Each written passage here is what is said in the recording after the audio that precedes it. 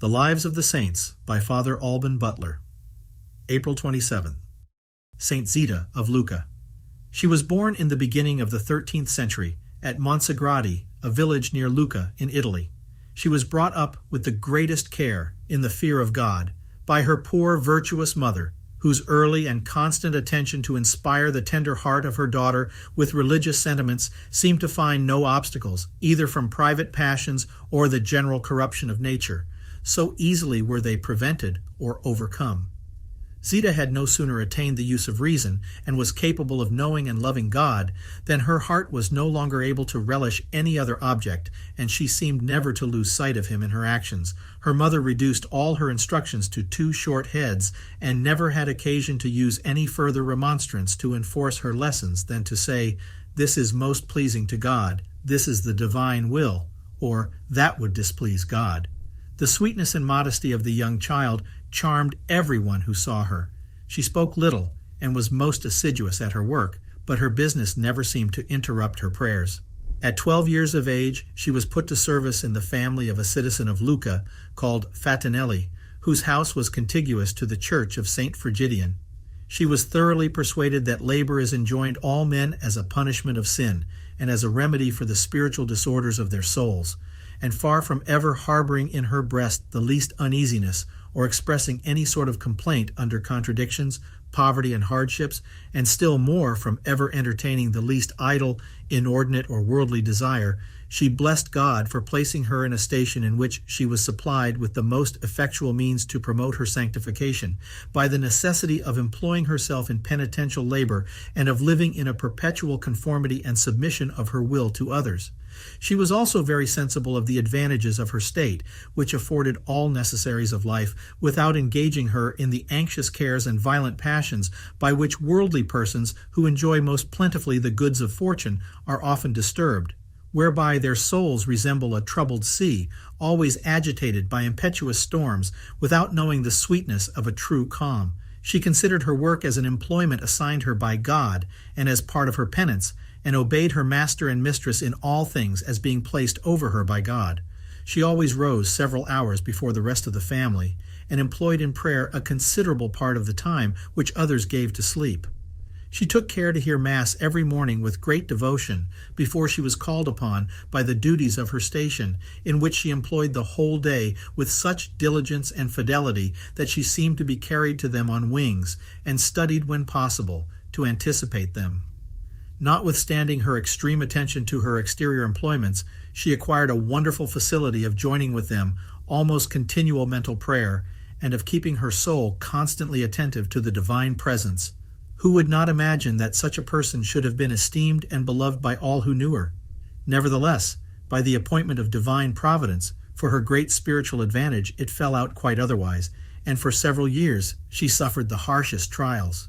Her modesty was called by her fellow servants simplicity and want of spirit and sense, and her diligence was judged to have no other spring than affectation and secret pride. Her mistress was a long time extremely prepossessed against her, and her passionate master could not bear her in his sight without transports of rage. It is not to be conceived how much the saint had continually to suffer in this situation. So unjustly despised, overburdened, reviled, and often beaten, she never repined nor lost her patience, but always preserved the same sweetness in her countenance, and the same meekness and charity in her heart and words, and abated nothing of her application to her duties. A virtue so constant and so admirable at length overcame jealousy, antipathy, prepossession, and malice.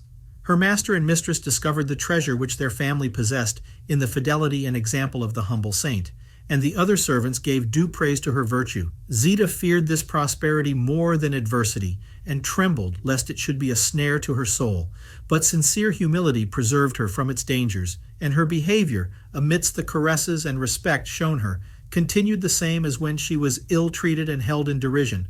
She was no less affable, meek, and modest, no less devout nor less diligent or ready to serve everyone.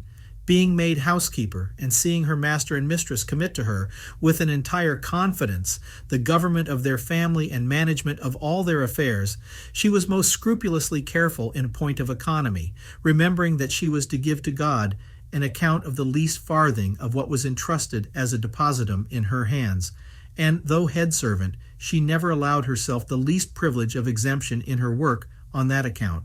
She used often to say to others that devotion is false, if slothful. Hearing a manservant speak one immodest word, she was filled with horror and procured him to be immediately discharged from the family. With David, she desired to see it composed only of such whose approved piety might draw down a benediction of God upon the whole house, and be a security to the master for their fidelity and good example.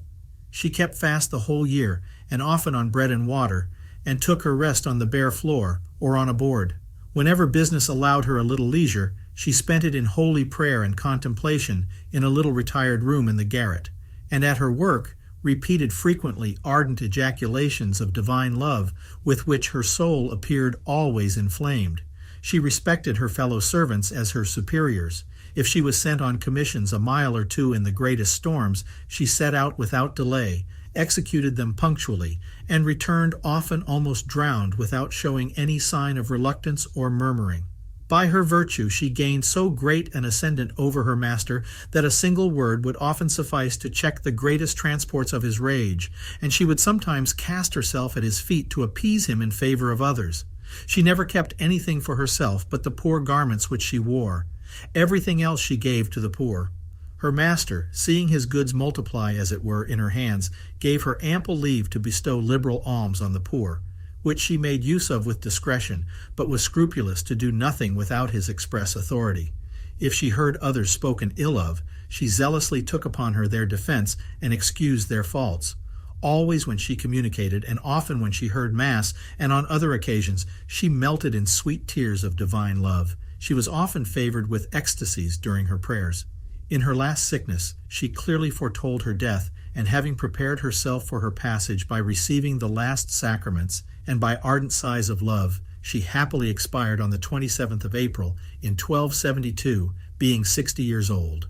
150 miracles wrought in the behalf of such as had recourse to her intercession have been juridically proved.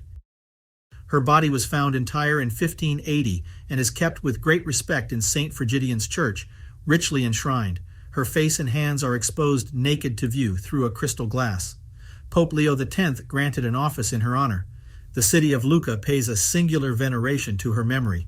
The solemn decree of her beatification was published by Innocent XII in 1696, with the confirmation of her immemorial veneration.